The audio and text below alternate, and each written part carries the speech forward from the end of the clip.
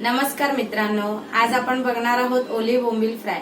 तुम्हाला जर माझ्या रेसिपीज आवडत असतील तर कमेंट करा, लाईक करा, शेअर करा आणि सबस्क्राईब करायला विसरू नका आणि बेल आयकॉन प्रेस करा जेणेकरून तुम्हाला माझे रेसिपीज नोटिफिकेशन द्वारे मिळतील। आता मी हे 4 ओले बोंबील घेतले, ते आता आपण मॅरिनेट करून ठेवू।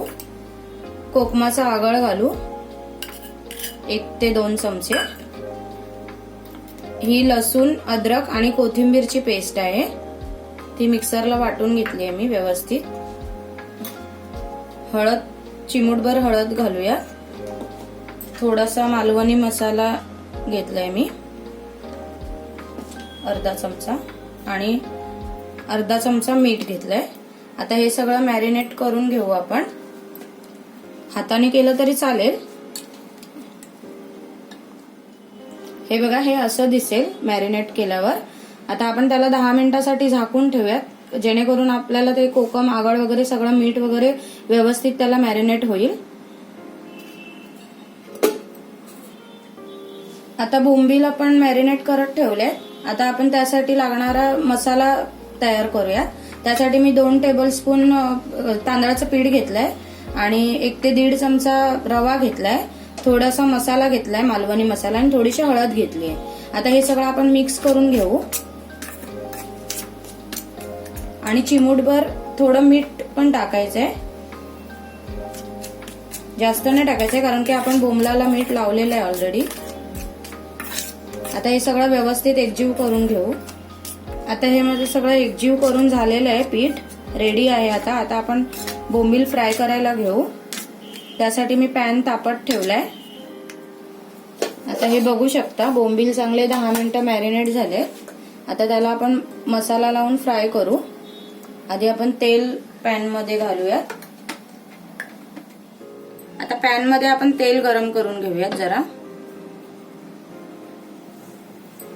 आता तेल चांगलं गरम झालं की मग आपण हा जो मसाला तयार केलाय तो बोंबील ला कोट करून घेऊ चांगला व्यवस्थित। हे बघा, असा कोट केला की असं बोंबील तेलामध्ये सोडायचे। अजून एक दाखवते मी। हे बघा, त्याच्यावर असा मसाला फिरवायचा आहे।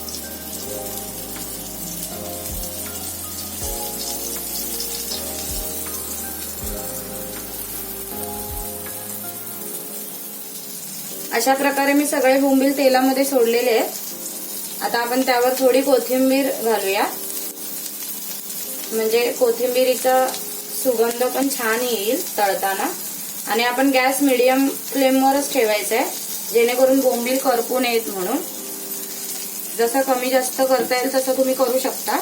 आणि वरून थोडंसं अजून तेल सोडूयात आपण आणि 7 ते 8 मिनिटं ते गॅसवर ठेवायचे व्यवस्थित आणि मग परतायचे त्यांना। तोपर्यंत त्याची खालची बाजू चांगली शेकून जाईल। आता आपण 7 ते 8 मिनिटांनी परतून घेऊयात नंतर।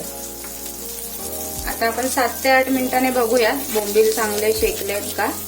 हे बघा, चांगले खरपूस झाले। हे बघा, पटकन पलटतायत, म्हणजे ते खालून चांगले शेकले गेलेत। आता हे परत आपण पलटून 7 ते 8 मिनिटं तसेच तव्यावर ठेवूया आणि मग बघूया। आता आपण परत एकदा परतून घेऊ।